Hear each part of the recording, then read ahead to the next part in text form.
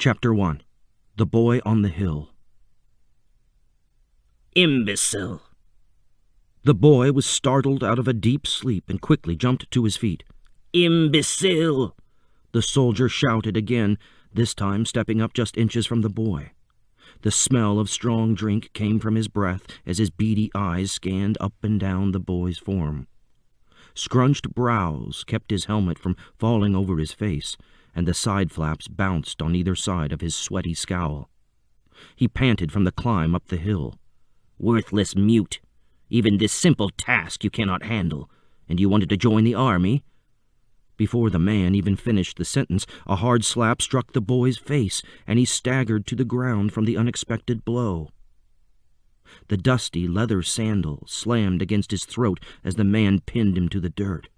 If I catch you sleeping on your post again, he sneered, not only will you not get your pay, but I'll have you hung up there beside him. The foot then landed hard against the boy's ribs. The soldier marched off, swearing aloud, and the boy lifted himself off of the ground. A metallic taste filled his mouth, and he pressed his tongue against the inside of his cheek to stop the bleeding. Brushing himself off with shaky hands, he picked up the belt with the sheathed sword and buckled it around his waist.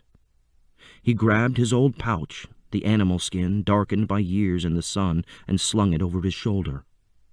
He was disgusted with himself for falling asleep, and then his anger turned to the soldier. "How can a man like that be in the army? But I can't join." He sat down at the foot of the wood beam, still holding his cheek, and stared out into the hills as the sun neared the horizon. Down in the city, most of the torches left burning overnight had already died. A new day was beginning. It was a cold morning, and the boy watched his breath swirl before him and vanish with each exhale. He hadn't planned on staying all night, and shivered without an extra layer to cover his tunic. The night before had marked his third shift on the hill, and usually by this time the criminals were already dead. He turned and looked up at the man hanging above him, chest still moving.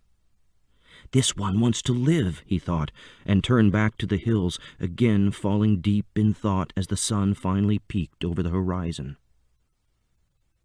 3 months ago the boy turned 17, the age he would be considered a man. At 17 he could join the military and fight. He had admired the Roman soldiers since he was a child. It was everything that made a man a man. The silver helmets topped by the crimson crest and the chest plates gleaming in the sun as they marched in and out of the city were more than enough reason to enlist. He would stop and marvel as the soldiers marched by, steps perfectly in sync. Raised in an orphanage where he didn't know who his mother or father were, he had plenty of other reasons to join. After all, he had been a burden to people all of his life, a burden to the citizens of Rome, whose taxes paid for his food and shelter at the orphanage, a burden to the women who raised him and prepared his meals, and obviously a burden to his mother who had left him on the steps of the temple as an infant. His plan was foolproof. As soon as he joined, he would go from burden to glory. He would be a soldier and earn a soldier's wages. With these, he would save enough money to buy a plot of land in the hills outside of the city. He would grow his olive trees and sell the oil and olives.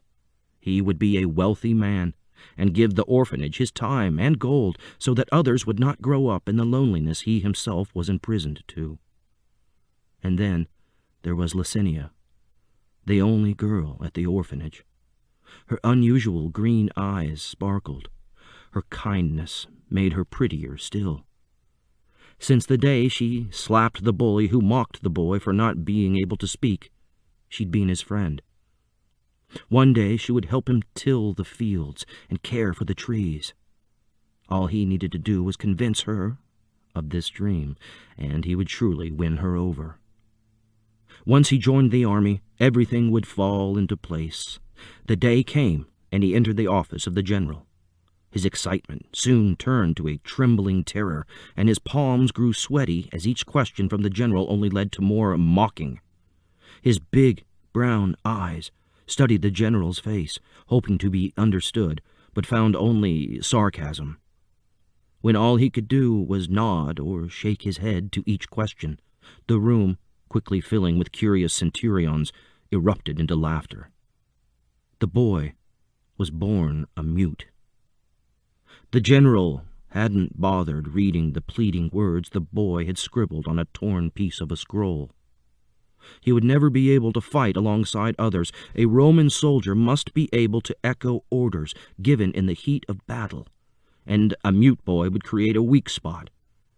His head spun as the general explained. "We do need an execution guard. However," the general finally offered, "the pay is not much, but for a useless boy like yourself, whom the gods haven't favored, you can't ask for more." Here he was, on the hill just north of the city gate, waiting for the man charged with murder to die.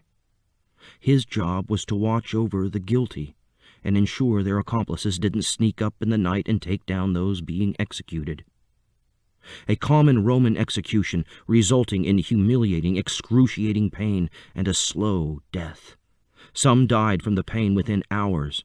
Stripped naked and nailed to the cross with their arms stretched out, their feet were nailed together and pinned below them at an angle. Others lasted a few days, until they could no longer shift their back up against the wood for another breath. Their arms were stretched wide, causing them much difficulty and pain to hold themselves up. Eventually, unable to breathe, they would suffocate. The other guards were not patient. "We get paid for each body, not for our time spent up here. If you break their knees, they are gone within a few hours," they said. "Besides, it puts them out of their misery."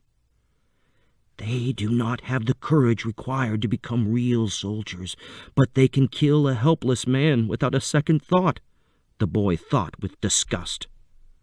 He looked up at the man whose eyes had already been closed for hours.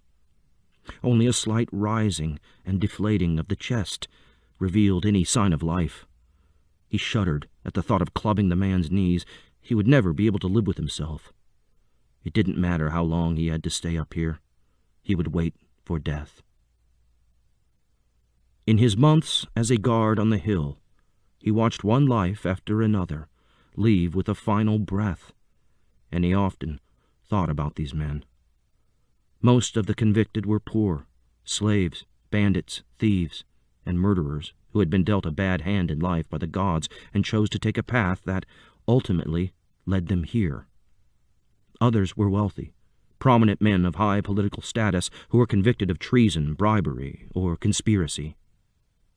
Up on the cross, naked, with his hands pierced through the bone, it didn't matter how much gold or fame a man had collected in his lifetime. The boy could not distinguish between one and the next without the plank that listed each man's criminal convictions. Some of them begged for help. Every time this happened, he distanced himself until he could see them but no longer hear their screams for mercy. He learned quickly to avoid making eye contact and tried hard to detach himself from the thought of them being human. At times it was more than he could handle. His knees would grow weak, his body would begin to shake, and he'd vomit on the ground as the fear paralyzed him. But with time, it became easier, and he learned to control himself, especially when the soldiers came around to check on him. It was almost midday when he walked up to the foot of the cross again. He pushed the body with the back end of his spear and saw that it was limp. The entire weight of the man was now sagging on the nails. Thus began the easy part of his job, for he no longer feared a conversation with the criminal. He pulled the nails for their next use, and the body dropped to the ground. Wrapping the man with a sheet, he rolled him onto his stretcher and pulled the stretcher behind him down towards the city. He delivered the body for burial and collected his pay. He stopped at a lone tent in the market on his way back to the orphanage. The rest of the merchants had folded up for the day.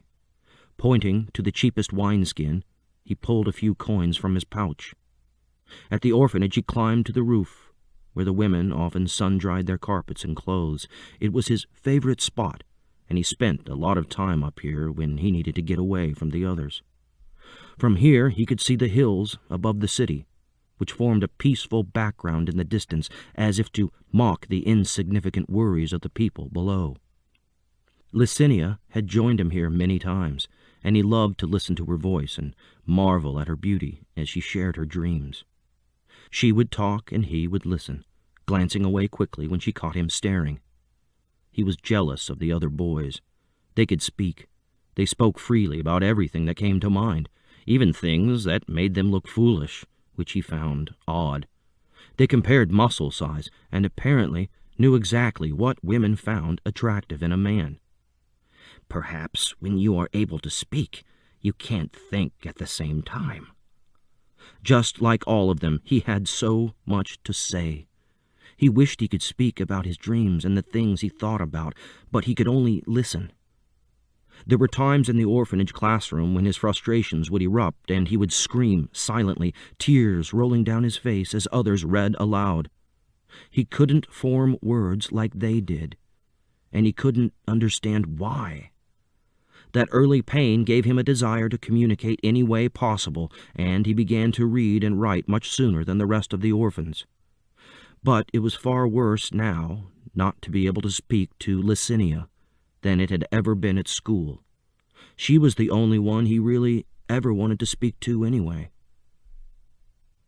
It was only a few more months until he would have to leave the orphanage and go out on his own. He was considered a man now, and the woman who had raised him here had told him he could stay only until he was able to find a place to live. All his glorious former plans had been based around joining the Roman army. Now I am destined to join the rest of the beggars wandering the streets. Slaves have it much better than I do, he thought. The sun was starting to set, and just as the day was fading, his dream of olive fields and riches began to fade with it. He took another swig from the half-empty wineskin. Propped up with his back against the clay wall, heated by a day full of sun, he closed his eyes and let the last bit of warmth kiss him on the cheeks. The sun, all of nature, the hills outside of the city where he spent much of his time, had treated him better than any gods of Rome that he learned about as a child. Tears came down his face as a familiar anger swept over him. He threw the wineskin and watched it skid across the dusty clay roof. Every curse word he had ever learned came through his mind, bringing more anger and tears with it. Lucky. Successful. This was the meaning of his name in Latin. I am about as lucky and successful as bullshit stuck to the bottom of the emperor's shoe. I can't sell it in the marketplace. I haven't been raised with any skills like the men in the blacksmith shops or the stables. I can't earn enough gold to buy land for my olive trees. I might as well become a beggar. Licinia won't want anything to do with a useless mute anyway. He thought again of the general and the centurions who laughed at him and had only kindled his frustration and feeding of rejection. There was nothing left for him here. All hope of success had faded, and he had awakened to a new reality. Drowning in a bottomless sea without a soul in sight to toss a rope. His dream had fueled him for so long it felt strange to lose direction and any sense of purpose. He needed to leave.